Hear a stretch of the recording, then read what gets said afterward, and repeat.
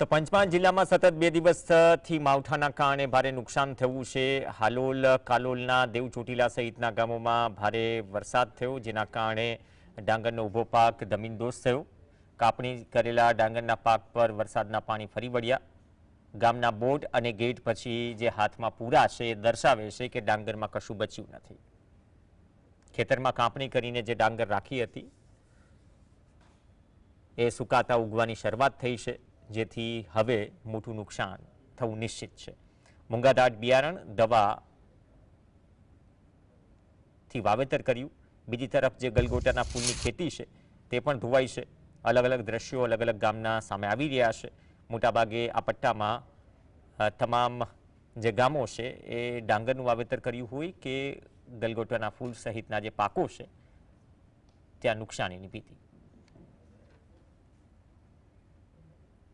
તો ડોંગરની અંદર આ વરસાદ કમોસમી થવાથી ઉગી ગઈ છે, વાઢેલી છે, છતાં પણ આ બધું પાક લેવાતો નથી। અમારી નમ્ર વિનંતી છે કે સરકાર અમને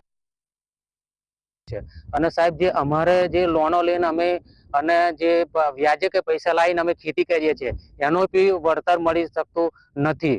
અને સરકારશ્રીને એટલી જ મારી નમ્ર વિનંતી કે અમને